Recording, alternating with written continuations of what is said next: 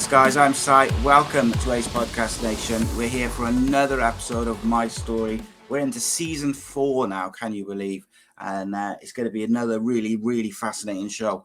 We've been blessed with some incredible guests over the last 4 seasons, particularly this season 4 has got off to a very, very strong start.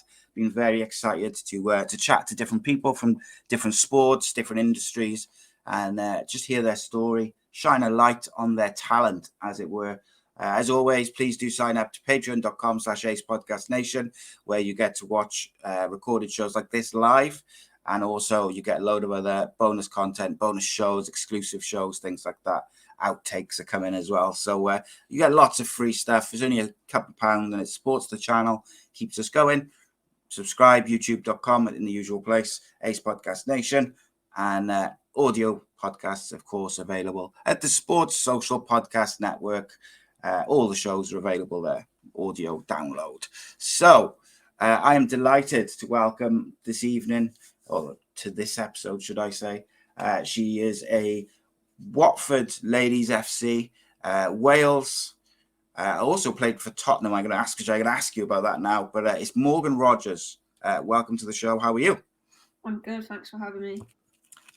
So my first question, very quickly, is I was going to ask you. I noticed. So you'd have to forgive my ignorance, I guess, in some ways.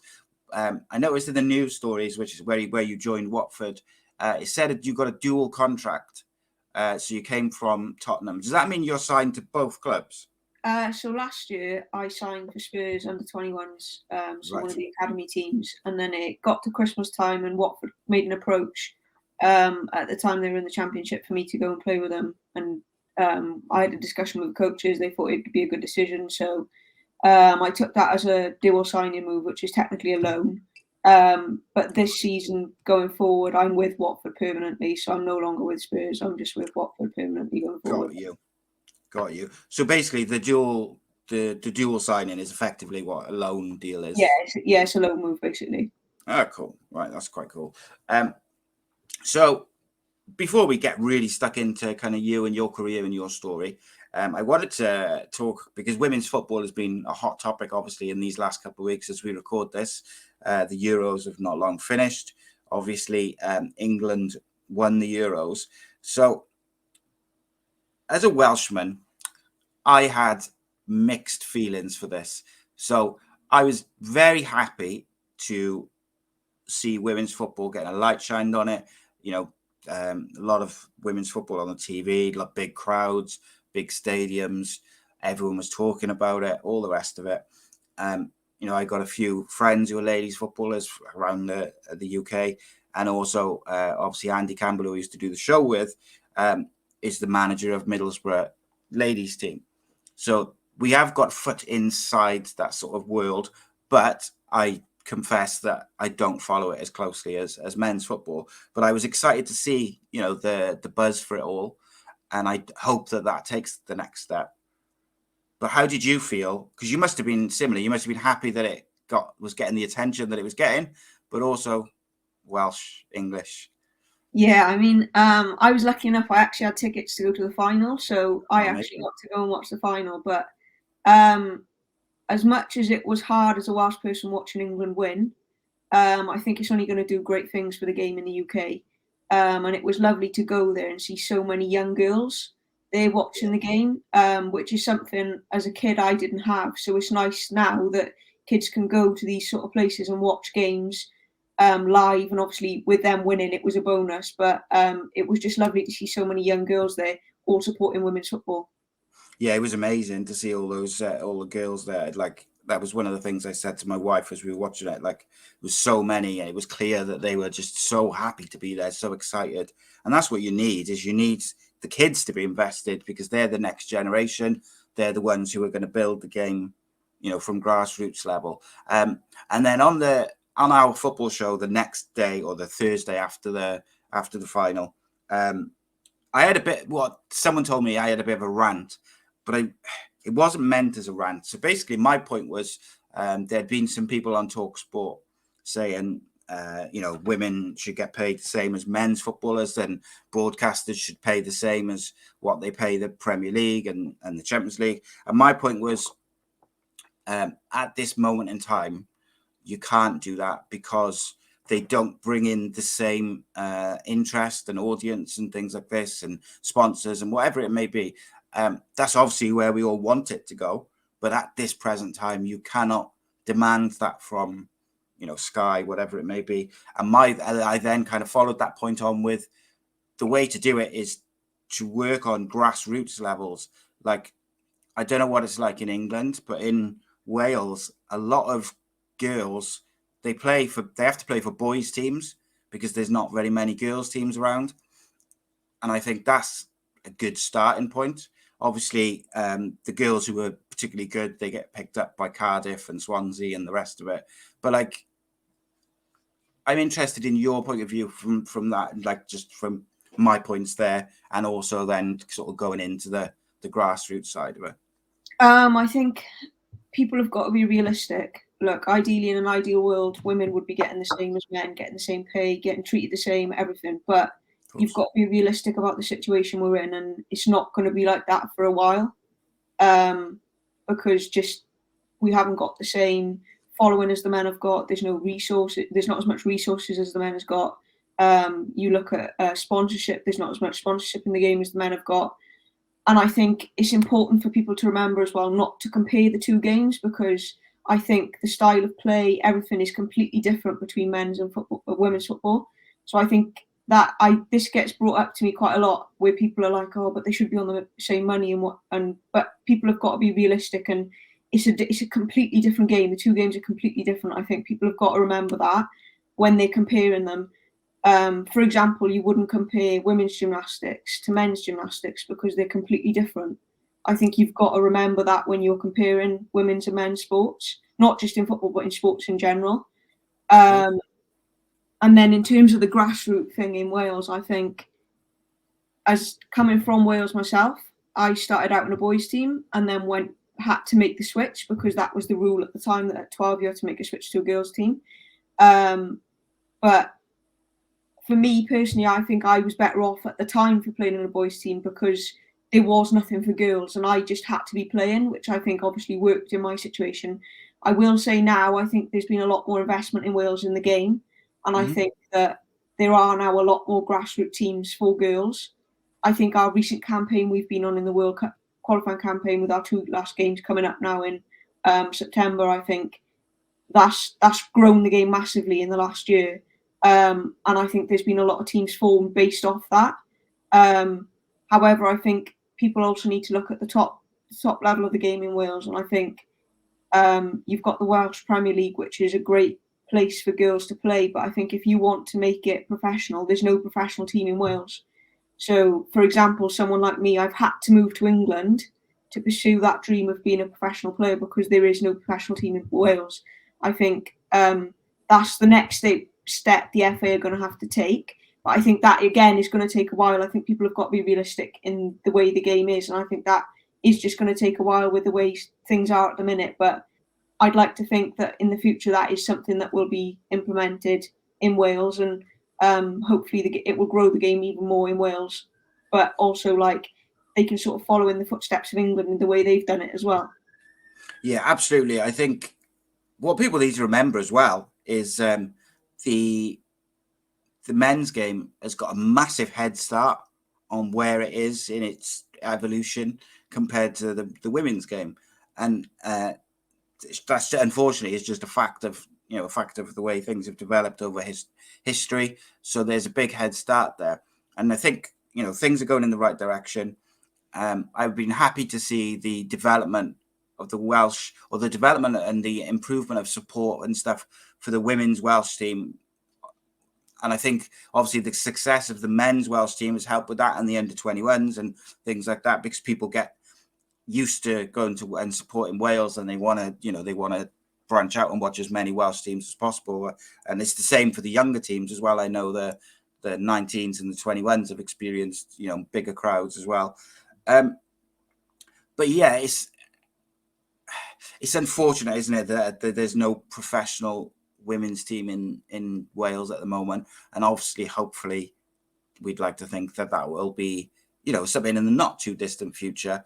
I know they recently changed the rules, didn't they? So the rule you mentioned, where it used to be once you went to high school, you girls could no longer play in the boys' teams. And there's obvious reasons why that rule was there, but it also caused, I think, problems for girls, particularly maybe a few years back, where there just wasn't girls' teams really, or certainly wasn't enough girls' teams to play. And the standard then, like you say, like by playing in the boys' teams, I'm sure you came up against, I've seen some of the boys that my 13-year-old has got in his team and he plays against. Some of them are massive, like they're bigger than me. And so obviously that would have improved you from a strength and technical point of view. Do you, I don't know, like, do you think if you had played, if the girls' teams had been there from, under sevens or whatever, all the way through, do you think you would have still developed at the same rate that you did? Or do you think playing against boys and with boys helped you with your development? I will say I think it helped massively. I was lucky. I hear of a lot of stories where girls have gone to boys' teams, and unfortunately it does happen where I've experienced it. You get comments and situations you don't particularly want to be in as a girl that are put in front of you. But for me, I went to a team with my brother at 5 years of age. So the boys didn't see it as any different when we were growing up. It was just I'd always been a part of the team. Yeah.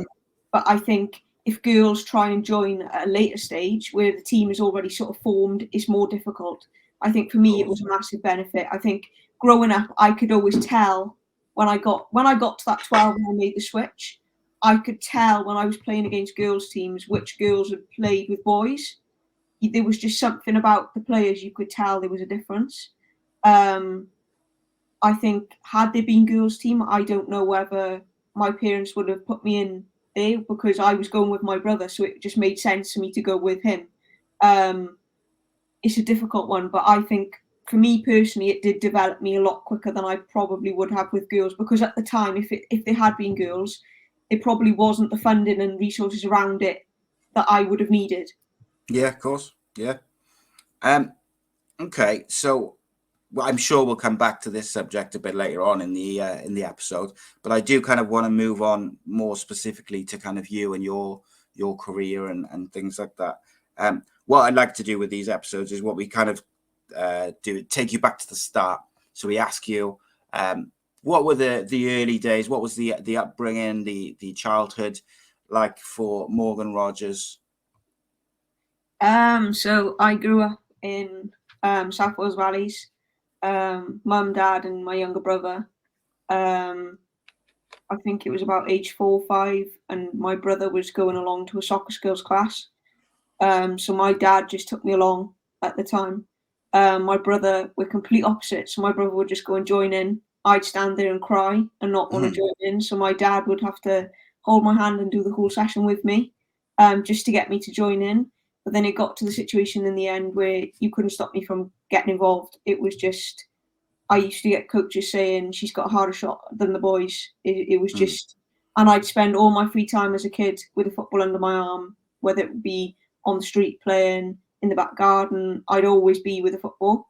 Dress down days in school, I'd always have kits on instead of wearing like what you typically class a girl to wear. I'd always have a football kit on, play in the yard with the boys. And then my brother joined a team, and I just so happened to go with him because obviously I'd been to the soccer school, so my dad was like, you might as well join in. So I went and joined with the team, played with them up until 12, and then I got told I had to make the switch. Okay. So I went and joined the team. Some of my school friends, I'd just gone into comp, and some of the girls had said, look, we play for a team called A.C.E. You might want to come, and if you've got to make a switch, play with us. So age 11, 12, I went and started playing with them. And then at 12, I also got my first call up for Wales under 15s. So that was like, I had a letter through the post saying you sort of been, I was involved in like the regional stuff, the South Wales stuff, but then the letter came saying you've been called up to national, and we didn't really understand it at the time. And then when we sort of went to the Sapphire Gardens for this 3-day camp, I then understood that I'd made it to the Wales under 15s sort of squad. So I trained with them for a couple of camps, and then there's a tournament called the Bob Doherty tournament, where you get all the home nations play against each other. And it's up in Scotland, but because of my age, I was too young, so I got told I couldn't go. So I'd been picked, but I couldn't go, which was really frustrating, as you can imagine. I had to just sort of deal with it and then hope that next year I'd be picked, and then I went on to play 2 next years in the Bob Doc. Or the next year I got to play in it, and then the year after that I injured myself, still playing for Aberystwyth. So I was out for 3 months, so I missed the second Bob Doherty tournament when the under-15s ended up winning it for the first time. I was made captain for that tournament, and then a couple of weeks before I got injured, so I was a bit gutted about that. Oh, nightmare. Yeah, but my family had all bought tickets to go out and watch and whatever, so we went out anyway to support the girls, because we were like, what's the point in wasting the tickets? We might as well go and support the girls. At 13, I got called up to the 17 squad, so I was getting into Wales groups always early, which obviously we didn't. My mum and dad are not from a football background, so we didn't really understand the situation at the time, but it was only reflecting good on me being called up early. I got to 15, I think it was, and Jane Ludlow, Wales manager at the time, said to me, we've taken over Cardiff City Ladies. We'd like you to come and join, but you can't actually sign until you're 16. So I waited for my birthday, signed, and then went straight into senior football at 16, playing in the Tier 3, as you would call it. If you want to call it that way, it was Tier 3 National League South. Playing against teams all over London. So while my schoolmates were like on the weekends just sort of doing what they were doing, I was travelling all over London playing teams, playing still for Wales 19s and sort of dipping in and out of age groups, carrying on playing in tournaments for them, getting caps along the way sort of thing. And then it got to like the year I finished school, COVID hit, which sort of put a bit of put my journey on the back burners for a while, because I was planning to make a move sooner than last year. But with COVID, it just made it difficult, with obviously potentially moving to somewhere like London and then being stuck in my room for the time I'm here. It's not a nice place to be if you're stuck on your own in a new place. It's not nice. So I went to University South Wales for a year and then transferred because Spurs came in for me this time last year. So I thought to myself, if I don't make the move now, I'm never going to do it. So I made the jump last year to move to London. So I switched unis to University of Hertfordshire, which is where I'm studying now. I've got going into my last year. Signed for Spurs. Was there a week. Made my debut against Arsenal. In the same week, I'd only been there a week. It was a bit of a shock. It all happened really quickly. My debut against Arsenal in Tottenham Hotspur Stadium, which was a bit of a shock. Was sort of warming up with the team, everything, thinking this is amazing. Got to half time and they were like, "You're going on," and I just looked at them and I was like, "What? I've only been here a week. It can't be that I'm going on." So they put me on. So I sort of run on the pitch, took a breath, looked who I was opposite, and it was Beth Mead, who is now going on obviously to win all the stuff she's won at the Euros. So I was literally like, shock. This is just madness. How my life had changed completely in the space of like a week. And then a couple of weeks later, I was doing really well in Spurs, training with the first team. A couple of weeks later, I had a phone call off Gemma Granger, the Wales manager, saying that I'd been called up to my first senior camp. So in fairness, the 8 weeks of me moving was all a bit of a blur, because everything just happened so quickly. So I went with Wales, and I've been in the squad ever since. Touch wood. I've done the whole World Cup qualifying campaign with them. I stayed with Spurs up until Christmas, like I say, and then when Watford came in, went on a dual signing. So I was still training with Spurs and training with Watford, but playing for Watford primarily because they were in the Championship at the time. So it was a great experience for me, only being 19. Played with them, and then this year they've asked me to stay, so I stayed this year as well. But that's sort of where I'm at the minute. We've got a camp coming up if I get picked, hopefully September, end of August, September time. And then the season starts with Watford next Sunday. So hopefully this season's going to be a good one, and I can sort of push on even more from last year. It's interesting. So one of the things which I was going to ask you about there is how did you find it as a 12-year-old going into like the under 15s? Because I know going back a long time, because I was a wicketkeeper in cricket, I used to play, if the older lads got injured, I'd always get sort of called up. So I did a couple of tours and a couple of tournaments with Glamorgan, but I was going like 2 years before with the older age groups, and then I'd end up going with my own age group like a couple of years later. Like, how did you find that? Because obviously you're going into a group of players and kids that are a few years older than you. That's very difficult for a young 12, 13-year-old to do. Yeah, I'm probably one of the shyest people you will ever meet. Okay. So I used to, this isn't a joke, but before camps, I used to cry for days on end, saying to my mum and dad, I don't want to go, I can't do it, I don't want to go. But I think you get to a certain age and you overcome that. But I think as a 12-year-old going in, I didn't know anyone. And like I say, we didn't realise at the time the scale of what was actually happening. Like, we didn't realise it was Wales until I actually got there and seen everyone walking around in kit, and I was like, right, okay, this is a big thing. Yeah. But even from like being in like regional stuff and South Wales stuff, I was always pushed up in age groups. So for me, being in pushed up with older kids wasn't that big of a thing. It was more of like the nerves of not knowing anyone and sort of not knowing the environment and that sort of thing. But for me, it was always a good challenge because I always found playing in my own age group a bit too, probably shouldn't say it, but a bit too easy. So being pushed up with that older age group was a nice challenge for me. Yeah, you don't be ashamed of it. It's fact, isn't it? At the end of the day, there's a reason why you were kept going up in the age groups is because you were probably too good for your own age group. It's just a fact of life, I suppose. Yeah. I am interested in the shyness to a certain extent because obviously the world that it is these days compared to when I was younger, 25, 30 years ago, is very, very different with things like mental health and anxiety and, all the rest of it.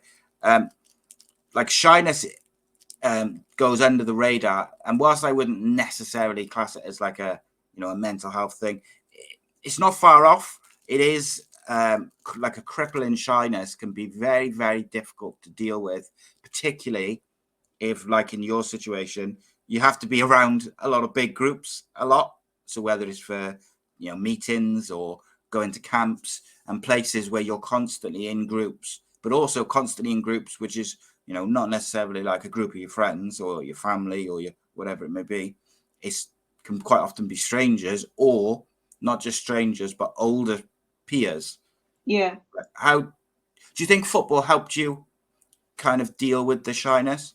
Yeah, I think it did. I think as a kid, I was always shy. I would perhaps not to the extreme where it's crippling, but I was always the shyer one in situations. I'd always stand at the back or not get myself involved in anything. I would never speak up in meetings and stuff like that. But I think as I got older, you sort of learn that you've just got, once you do it once, it's done and you haven't got to think about it just becomes natural. But for me, it was always just taking that first step. Once I do something once, I'm fine. And I think, look, I might have struggled with it a bit when I was younger. I still struggle with shyness now, but you just learn how to deal with it. And being in football definitely helped because, like I say, you're in groups, you see how different people act, you see perhaps a way you've never thought of dealing with a situation you could use to deal with it yourself. I think that being in football definitely did help, but I definitely say as you get older, you learn that once you do something once, it's fine.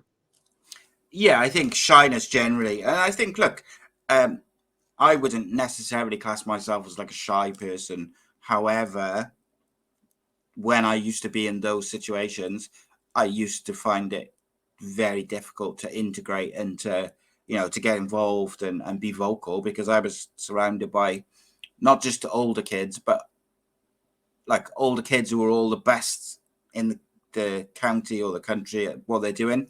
So it is difficult. However, obviously you mentioned you were captain of Wales, that Wales tournament, which you didn't get to do. However, I'm assuming that when you go on the pitch, you had a bit of a transformation and you weren't as shy, or as you've got older and you've developed as a person and as a player, the vocal side of you has come out a little bit? So I was lucky enough that I've captained all the age groups I've played for. So 15s, 17s, 19s, I've captained. I think as a player, I'm not probably the most vocal, but I like to think that I say things when they need to be said. Yeah. I like to think that I lead by example in the way that I play, and the way that I perhaps deal with situations. And I think, like you say, as you get older, you learn how to conduct yourself in a way that others can follow on the field, off the pitch. I'd like to think a lot of my captaining skills necessarily come off the pitch, because I like to think that I try and make everyone feel involved. Like, I'd go on camps and think, when I first went in, how did I feel? How would somebody now coming in want to be treated, or how would I want to be treated if I was now the new kid on the block? So I think, and as well, by becoming familiar with like Jane, the other coaches, they sort of put a lot of trust in me. Then they could see that I was trustworthy enough to make me captain. So it was a huge honour. But I think that as I got older, people did start to see that I could lead in different ways. I don't think you have to lead by your voice. I think you can lead by the way you act in different ways. I don't think it always needs to be your voice, but I think in football, obviously, your voice is a big part of it. I do think when you're on the pitch, you do need to use your voice a lot, but I like to think that I perhaps led in a slightly different way to what you normally class as a captain. Yeah, and I think it's like you say, leading by example is a big part of that. So I'm interested then. You said like there's Welsh camps coming up. Say Wales call up, I don't know, a 16, 17-year-old girl for the first time.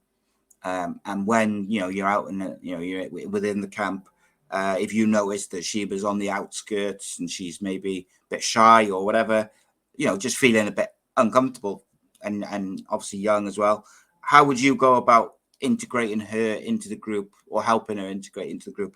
Would it be like involve her in the, like the group conversation a bit more, or would it be pull her to one side and say, don't be afraid to get involved?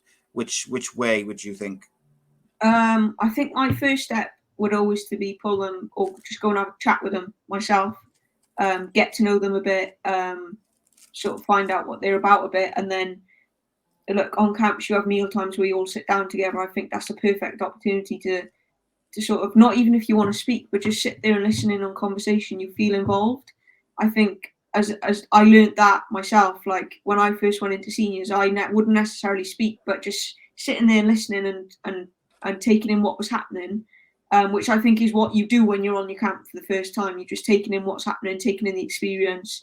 I think that's a great way to start. You don't necessarily have to speak. I think just getting them to sit and be involved in a conversation, or just listen to a conversation, I think that's a great way to start. And people will start to make an effort with you if you make an effort with them.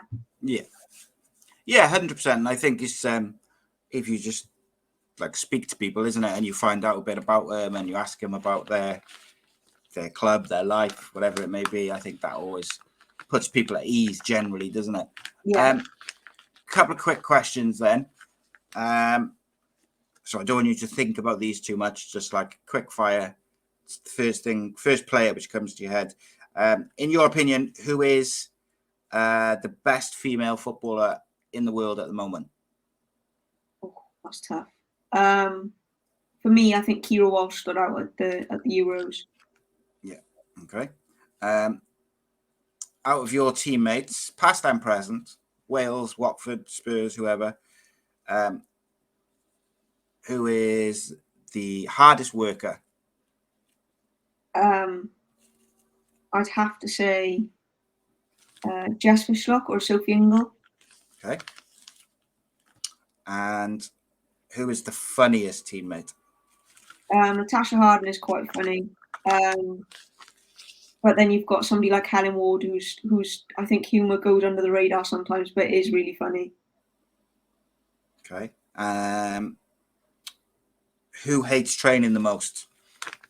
Oh, that's tough. I think with a lot of players, it depends on the weather. I think if it's raining and cold, someone like Jess Fishlock isn't going to come out like full of energy, but I think she will, when she's out, she will train well. So I think it's difficult to name someone who's probably. Yeah. All right, and what about this then? Tell me a difference between men's and women's football that people might not think of. So like not like an obvious one, just a difference that you think, whether it's within the teams, within the squads, or within the game, just anything. I think there's a lot more of a community feel within women's football, maybe than there is necessarily with men's. I think players tend to make a lot more time for the fans because we don't get as many. I think we appreciate the ones we do get that bit more. But I also think you look at something like, I probably shouldn't say it, but in men's football, there's a lot of diving. I think in women's football, necessarily players don't do that because they're just playing for playing. Don't get me wrong, there is some instances where, okay, you might go down a bit easily, but I don't think it happens as much in women's football as it does in men's. Yeah, no, absolutely. I agree with all those points actually, 100%. So I like that. Obviously, someone who's directly involved within the game thinks the same. Interesting. So I think trying to think about when it was. So it was back in the day, should we say? I'm not sure exactly how long ago, but I always remember there was these clips going around of women's football. I'm sure it was like a World Cup or something, a Euros or a tournament, major tournament. There was a lot of like hair pulling and elbowing and punching and pushing. It was like, it seemed very volatile and quite physical and rough. In the games that I've seen over the last few years, doesn't seem, as quite as aggressive as that. But certainly, I would guess probably about 10 years ago, there was these videos you'd see of like, I'm sure it was like an American central defender. She was having a real set to with the striker, and there was all sorts of shenanigans going on, shall we say? But it was quite aggressive throughout the game. Do you still get, like, is there players within the teams that you're playing week to week who are really like your stereotypical aggressive footballer, I guess? You do still get them, I think. And I think you need them in teams. I think football wouldn't be the game it is without players like that. Look, you come up against a team, potentially like a Germany, who like to physically dominate teams.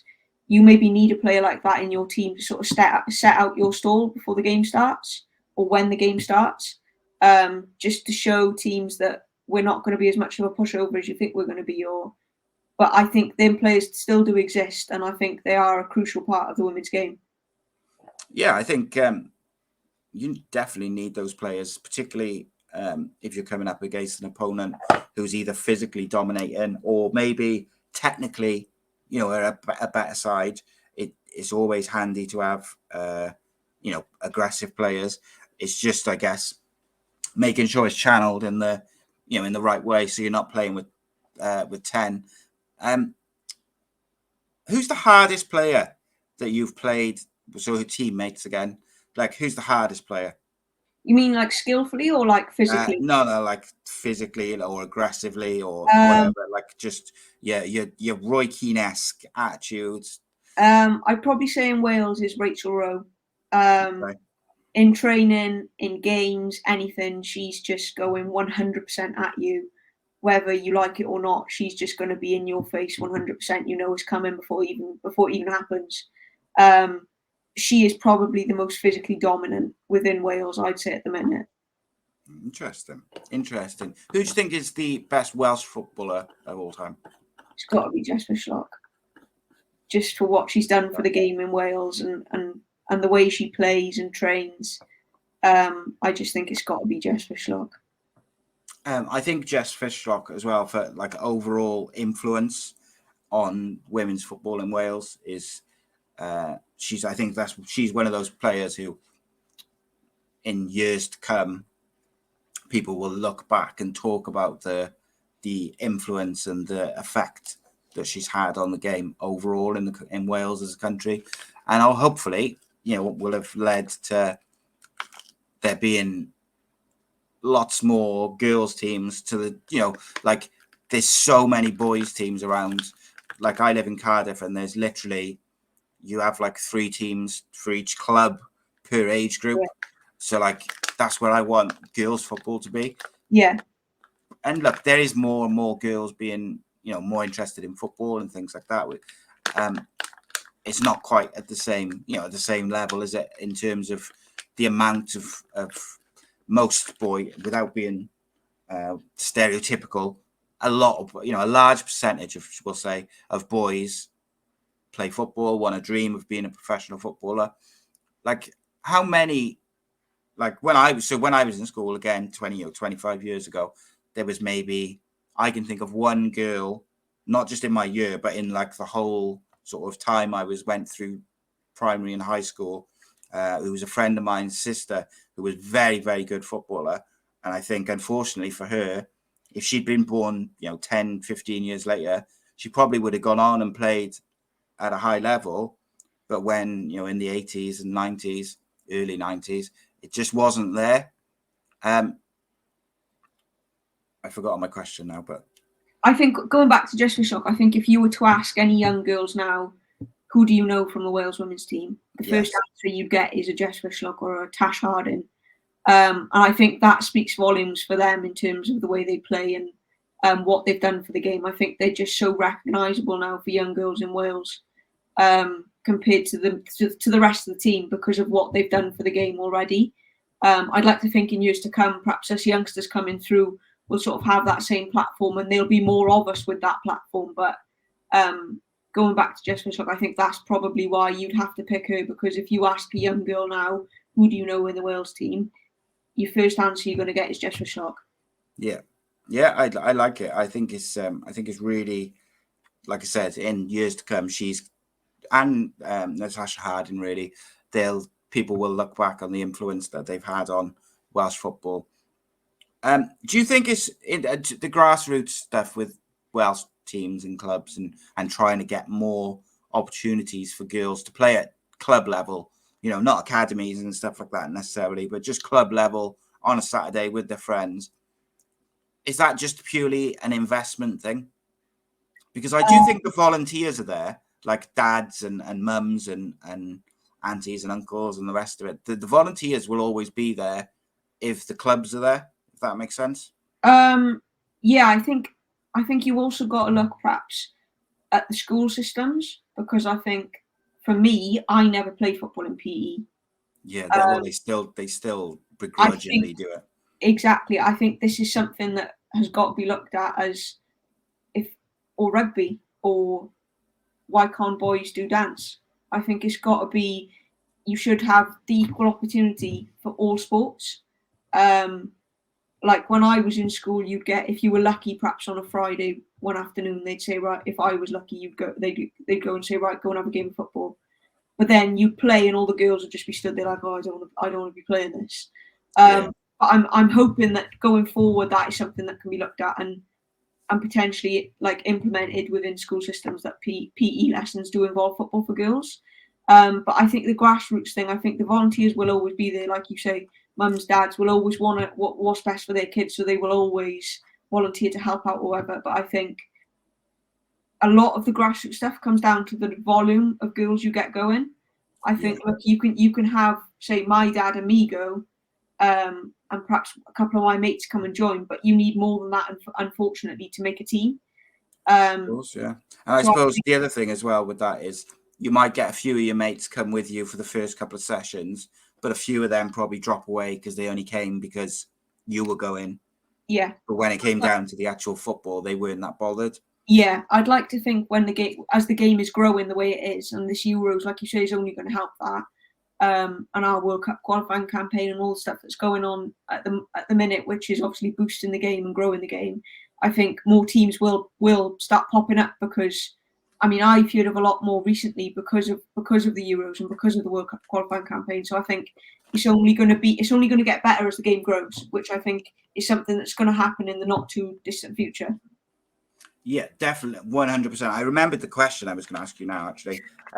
So obviously, like I mentioned, the percentage of boys who want to be professional footballers at some point in their childhoods is obviously very high. I'd say not officially, but like I would say probably as high as like 8 or 9 out of 10. There's usually only 1 or 2 within a class who are not got an interest in football. Where do you think that percentage is with girls in terms of, so compare it to like when you were in school and then maybe hopefully now? I mean, if I was to look at my class in primary school, I was the only one. I think if you look at it now, or another example, I recently went back to my old comprehensive school just to pick up a bit of work over the summer where I was helping out with coaching, but I was doing invigilating exams just to get a bit of extra money. So I went back, and one of the old teachers came on to me and said, he's a math teacher, but he used to take on the football team. Mr. Wilden, I think the school probably owe a lot to him for girls football and boys football in the school because he took it on. But we used to play, he said, when we used to play games when I was there, he was like, there was you and one other girl who could actually play, and the rest would just sort of come to help make up the numbers. You'd have 1 or 2 who could perhaps kick about, but he was like, in terms of who you could probably put in a boys' team to play, it'd be 1 or 2. He said, now I'm coming in. He said, I've got year 7s coming in who all play for teams. So he said we can make up a full team of girls who actually play outside of school. He said, which is a good thing to see, because he said when you was there, it was only like 2 or 3 of you who play outside. But he said it's nice now to see. He said how the game has grown over like 2 or 3 years, where you've had such a big growth in it that now girls are coming in, and he can make a team out of players who play regularly week in, week out. So I think that speaks volumes for the grassroots system in Wales. It is getting better in the past couple of years, but it's still got a long way to go, but it is getting better. And I think that speaks volumes for it. Yeah, absolutely. And it sounds like your former school has got a good teacher there. Like I know there's some schools in Cardiff which just won't let the girls do football in PE, which is so sad, because I know that there's at least quite a few girls in Cardiff who want to play football, because I see them playing for teams against my boys, because I got 3 teenage boys. 2 of them are into football. The youngest played a game, a pre-season friendly a couple of weeks ago, and the Rumney team they played was predominantly girls and then a couple of boys, which was great to see. But you also think, on another hand of it, because there were so many of them, you're like, why isn't there a girls team for them to play? Yeah. Not that I didn't want them to, we didn't want them to play, but it was more for their own development and development of the game as a whole. Like you got 5, 6 girls all from the same area. I'm sure there would be a few others who aren't playing. So why isn't there a team there? But it comes down to funding and things like this. And like you say, things are getting there. It's improving. And, this is a big reason why I try to get female footballers on when I can, like yourself. And I've had Charlotte Potts on a few times. We had Tyler Dodds on. And because I would like to try and help do my part to push it along and say to people, look, these girls are not only very good at football, they're intelligent, they can talk, they've got ideas about how to progress the game. I've got to say, and I hope you please don't take offense to this, but the fact that you're 19 is remarkable to me.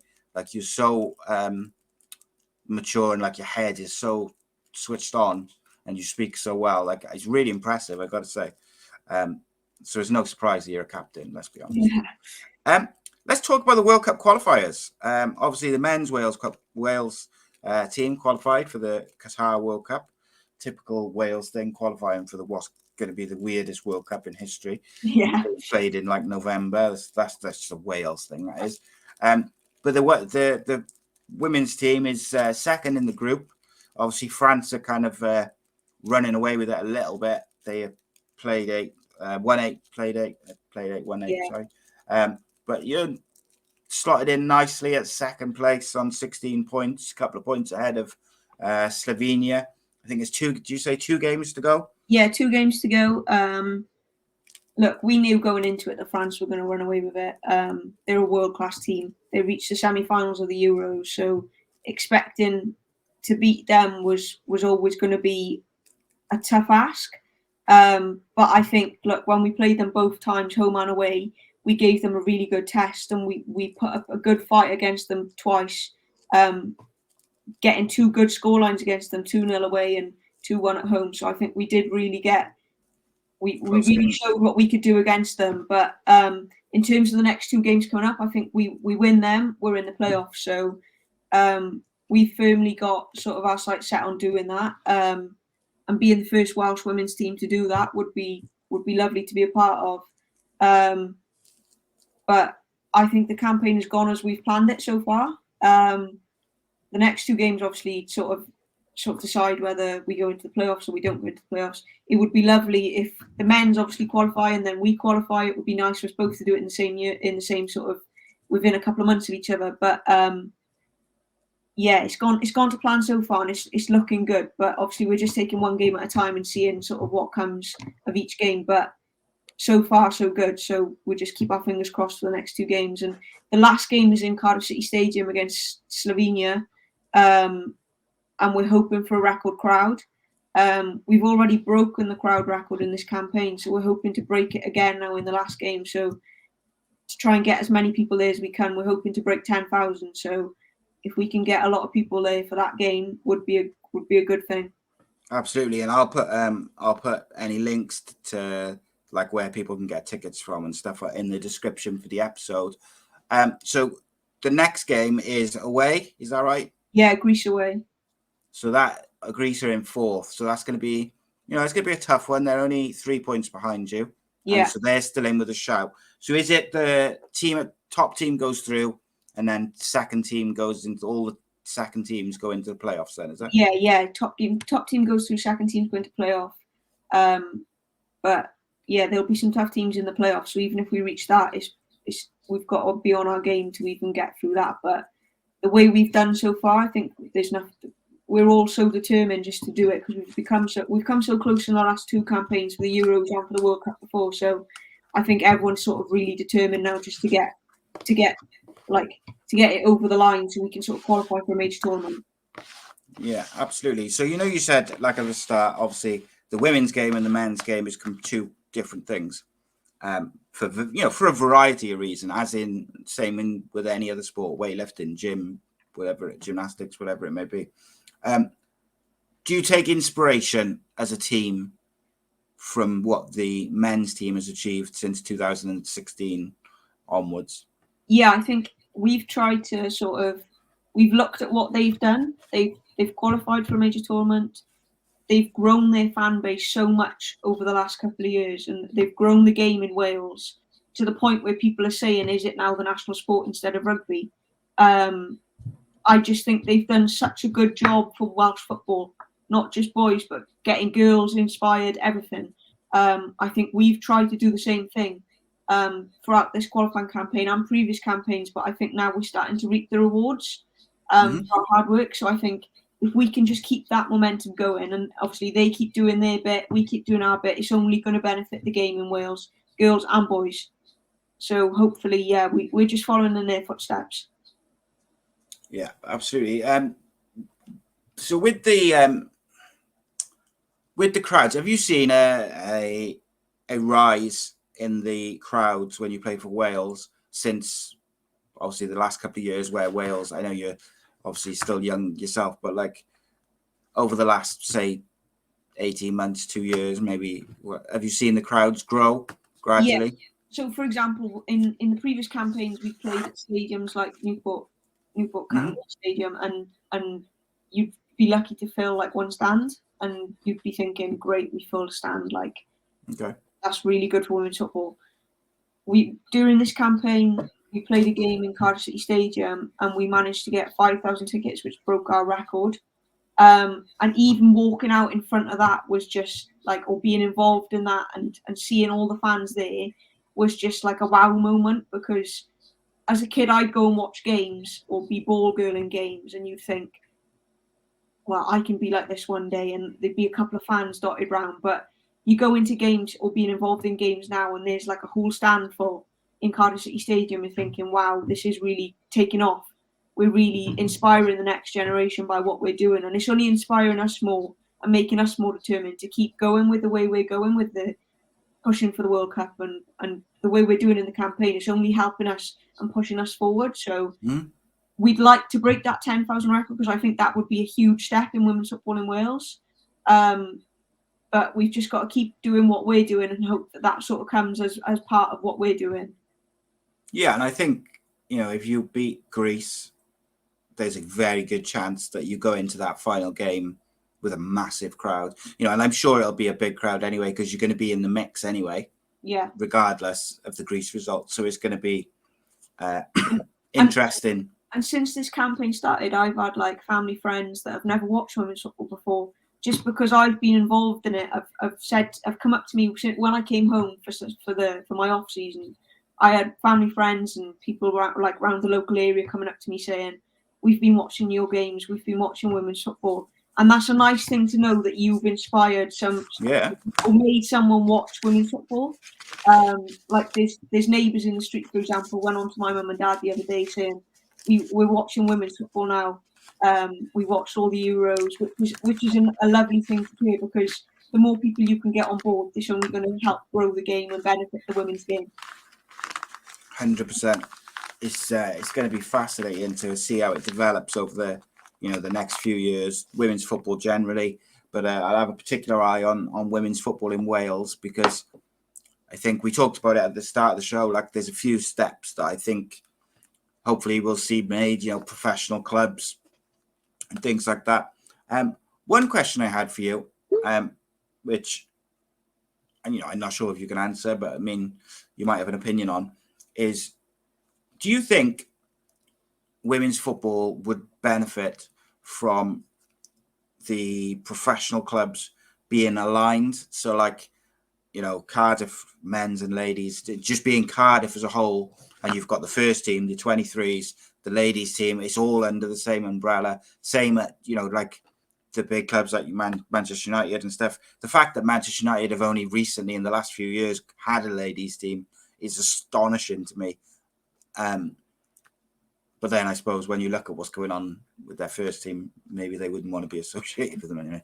But no, I only playing. But like, it's did you think that there would be a benefit if all clubs kind of were not forced to have, because I don't think that's the right way, but if you said to like Championship and Premier League clubs, it's advised by the FA, say that you all have a women's team, and then they're linked together? I think in Wales it's going to be a tough ask, because there's only really two big clubs in Wales, Cardiff and Swansea. One. Cardiff and Swansea, and I think that's going to be a tough ask with there being no professional league in Wales. So I think for Wales, you've sort of got to take that realistically and think that's something to be looked at in the distant future. It's not going to happen. Something to be. But I think in England, if you look at the teams that have invested, like your Man Uniteds, like your Man Cities, like your Chelseas, they're reaping the rewards off the women's team as much as they are the men's. And recently you look at teams like Southampton have recently put a lot of money into the women's section. They've been promoted, I think it's 4 seasons in a row, and now they're in the Championship. And their women's team is thriving, and they're one of the strong contenders for the Championship this year. Leicester, another example, they were promoted, now in the top flight of women's football. And they're reaping the rewards from it. So I don't see, for me, it's a no-brainer for men's teams to invest. But I think you've got to look at as well, if you're going to invest, you've got to give equal opportunity. So I know Leicester have got, like, women's have got a lovely training ground. You look at somebody like, for example, Birmingham women who got relegated last season from the top flight. They were using like local gyms to do and they're in the top flight of women's football in the UK. I think if you say you're going to back the women's team, you've got to back them fully, in that you've got to give them all the resources you would give a men's team. So gym, training pitches, recovery techniques, tools that you would need as a professional player. But I think for me, it's a no-brainer. You back the women's team, you're going to reap the rewards from it. But it's just, obviously, I'm not an owner of a club, so it's just like, I wouldn't like it, my mind perhaps works differently to somebody who's in charge of a club. But for me, I don't see why not. But it's something that's definitely happening, because clubs are doing it. For example, Southampton, Leicester, and they are reaping the rewards. So hopefully, in the future, more clubs will go down that route.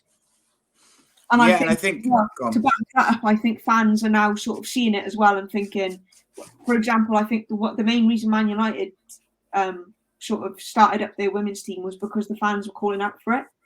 And that's fans of the men's game as much as the women's game. So I think fans are now starting to see that the reward of having a women's team is as high as having a men's team. So I think teams are now starting to form and have money put into them because fans are calling out for it. So I think it's a combination of everything together. You will start seeing teams having the backing that perhaps men's are having. Yeah, and like if you look at the Manchester United ladies team, only formed a couple of years back, and because they've put the funding in, given them the facilities that the men's team and the 23s or 21s have got, they have had pretty instant success.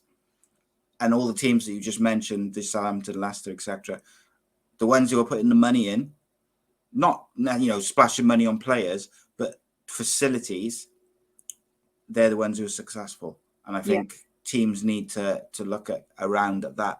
And it's interesting because most Premier League football clubs and most Championship football clubs, if you go to their training grounds, there's multiple pitches, multiple gyms, changing rooms. There's enough room for 2 teams to train, 3 teams to train. So there's no kind of excuse from that point of view. Yeah. And I think it's something. I think that's something that. So, look, a lot of it comes down to individual clubs and them putting their backing into women's football and getting the sponsors and the broadcasters invested in these teams, these players, and building their brands and things off the pitch. A lot of that is down to individual clubs. Of course it is. But I do think that that's something that the FA could address, in that even if it was like a rule, like to get full academy status, you have to have a ladies team. If you say that, because I know from my own personal experience with my oldest boy, how difficult Taffswell worked, how hard Taffswell worked to get full academy status at like the highest level of facilities and grade and whatever it is.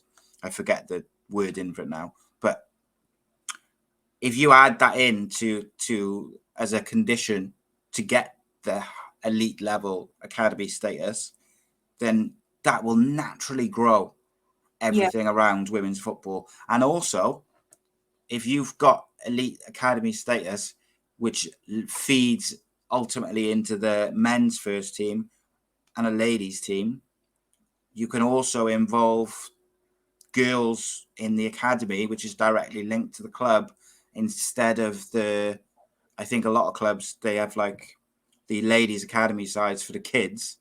I think you can correct me if I'm wrong, because I might be wrong about this. I think a lot of them are done through the foundations as opposed to the actual football clubs.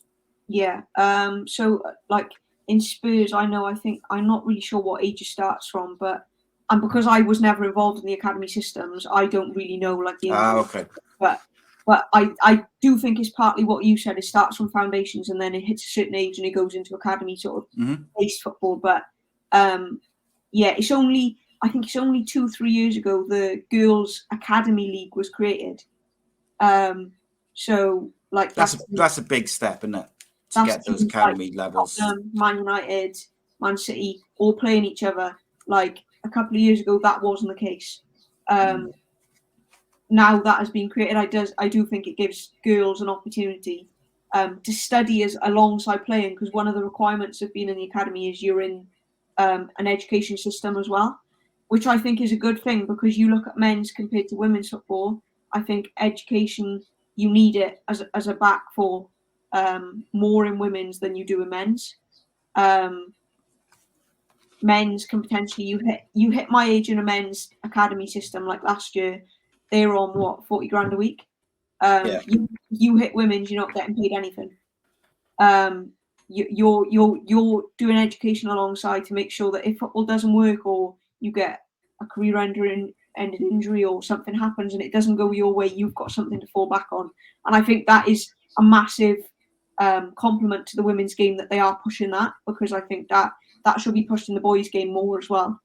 Yeah, that's something which I've been tooting the horn about a lot over the last couple of years on different podcasts, is particularly with academy players who either, like, there's a lot of kids, and I think sometimes people don't realise how many kids get into a, say, for example, Cardiff or Swansea or, you know, whoever, a professional club's academy at the age 7 or 8.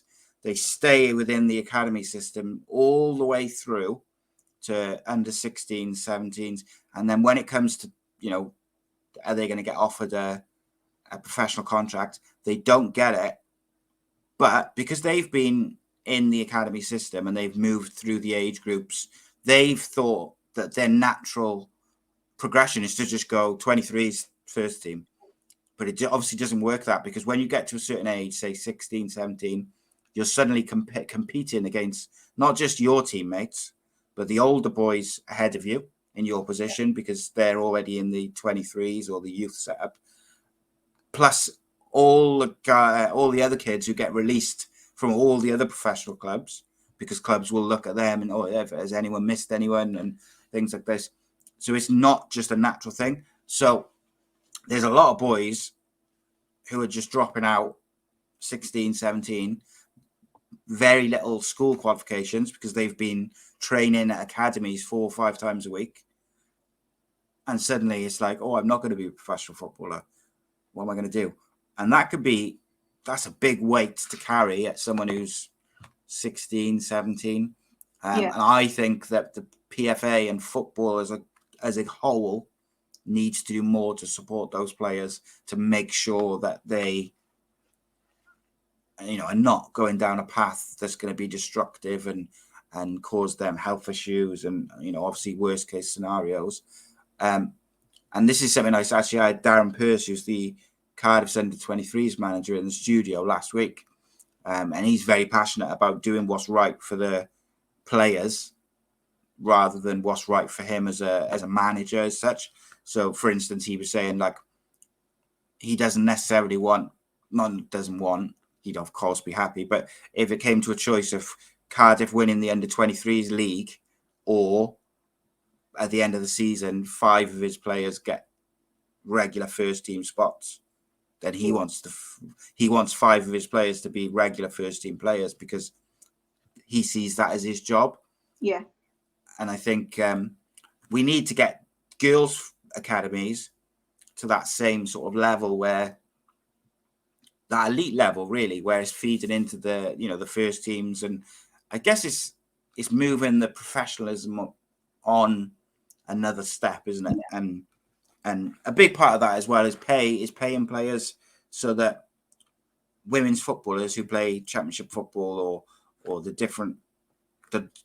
not the Super League, if you like, is making sure that those players, if you want players to be professional, you've got to pay them like professionals. Yeah, exactly. So that if you want someone to be professional, it's got to be their job. Then let's pay them enough that they're not having to go and work a 9 to 5 or, you know, whatever it may be.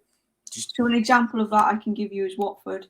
Like, we're being paid, but not enough for girls to be able to quit their jobs. Okay. So we have to train in the evenings so that people can work their 9 to 5 jobs, and then they come straight from their job to training, which then ultimately affects their training performance, because they feel so. I think, like, but that's just the way women's football is, and I think, like you say, it does need to happen where players are being paid more, for them to allow them to not have to work in the day, or work as much. I'm not saying to stop working completely, because you need to be realistic, like I said earlier, of where this situation is, but not work as much, so they can focus a bit more on the football. But there's still a lot of players, until a couple of years ago, only, I think it was less than 50% of the Wales women's team were full-time professionals. Until a couple of years ago. which again speaks that for a national team, you should be having them, like all of your team should be professional players. But unfortunately, in football, that isn't the case. And I think that's something that needs to be looked at in the next couple of years. But like I say, the more the game grows, I think these situations will sort of resolve. Yeah, I think gradually as the game grows, as broadcasters become more and more interested with things like the Euros will help that, of course. And I think individual players building their brands on things like social media and stuff like that will naturally help that, if that makes sense. Because if the more superstars and more stars you've got within the game who are well known to little girls and boys everywhere and people everywhere, that naturally attracts sponsors and brands and broadcasters. So hopefully it will grow. And just wanted to quickly say as well with the pay thing, like we're not talking about like what Ronaldo's on or whatever, like 400 or 500 grand a week. We're talking about like if professional teams want professional players, they want their players to behave, to conduct themselves professionally. So how about we pay them professionally? Just pay them a normal wage like that they're getting in their office job or whatever they're doing. Enough for people to live on, because at the minute people are not getting enough to live on, and then that's why they're having to work another job. So I think you pay them enough to live on and you will reap the rewards from it. Yeah. And I'll tell you what else would happen then, Morgan, as well, is the standard, the overall standard, which is already good, would go up. Because if you've worked a 9-to-5 job doing whatever, you're tired, you're hungry, you're fatigued, the last thing that you're going to go and do then is give a high performance training session or a midweek game or something like that. You might have all the will in the world to do it, and you'll do it to the best of your ability, and you'll play well and all the rest of it. But if you're preparing by only doing football, you're always going to be at a higher level, performance-wise, mentality-wise, everything. It professionalizes you, doesn't it? It's frustrating that is to hear that it's still not quite there. But like you said at the start of the show, we have to understand where we are. We're not quite there yet, but we're also, compared to 10 years ago, miles a long way forward. Yeah. Morgan, it's been an absolute pleasure to talk to you. I really, really enjoyed it. You've definitely taught me a few things, and I feel like I know more about women's football already, which is that's good. So just a couple of sort of little questions and stuff which came up.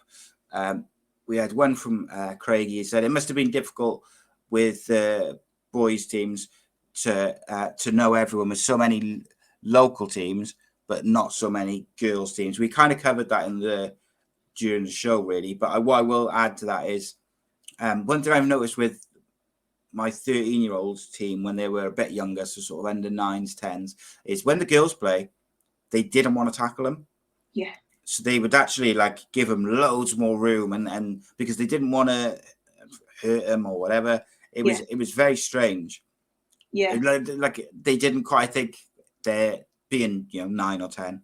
They just didn't know how to deal with it. They didn't know, right, do I just go in like I would normally go in and get stuck in, or do I be nice or be whatever they were trying to do? And it's a weird one. Did you come across that side of it as well? So within my own team, no, like I say, because I'd grown up with them, so they were just having me within the team. But you'd come up against other teams and you'd have players stand off you a bit because they don't really want to go full force into you, and you're thinking, just tackle me as you would a boy. Just play with me as you would as if I was a boy. But you also get, which is sad, is parents making little comments, or you get players like, I went back to boys football age 16, just because that was something, not age 16, I must have been about 14. Went back to boys football, and I hated every second of it because they were a different group of boys to what I'd grown up with. So it was, I get them not passing me the ball, or parents making comments when I'd nutmeg someone I'd have a comment off a parent, "Oh, why are you letting that happen for? It's a girl." And unfortunately, it's sad that it's parents making them comments, because I'm sure if they had a daughter and they were in that situation, they wouldn't want their daughter to be treated like that. So it's a difficult one, but you do see it sadly in women's football still, and I think it is something that with more girls teams coming and the standard improving, I think that it's less and less of it happening, just because you're not being put in them situations. So I think that's something that has improved, but it does still happen, unfortunately. Yeah, unfortunately, parents on a Saturday spoil it a lot of the time. We had game abandoned last year because the opposing parents and players, they just wouldn't stop going on at the ref. Like, it got to the point in the second half where the ref was stopping the game, like literally, and I'm not an exaggeration, every minute or two, because it was like throwing, and they'd be arguing that, oh no, it was the other way, and it was so aggressive, and it was just like, if you don't stop it, we're going to just call it a day, because this is ridiculous. To the point where even their team, some of their defenders were like telling their parents to shut up, and we just want to play football. Yeah. And it was embarrassing. Honestly, it was really embarrassing. And so I can only imagine like some of the comments that you had to endure, and it must be frustrating for your parents if they come and watch you and they hear that sort of stuff. Yeah, they must be patient. Followed me everywhere, and I think having a brother, that was also difficult for them, because he wasn't obviously having that treatment. It was just me.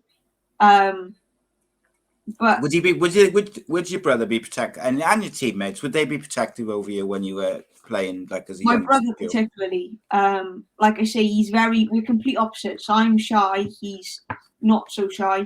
He'll quite happily. I'm not an aggressive person. When I'm playing, it's just not my style. He is. So like, he plays rugby now instead of football, and he likes to physically dominate people when he's playing. So if anything happened in a game, he would always be first to like come and stick up for me, even though he's younger than me, which was nice for me to know that I had him there. If something happened, he was always there. But yeah, I think my parents found it tough having obviously a boy and a girl playing, and one of us not having treatment like the other one was having.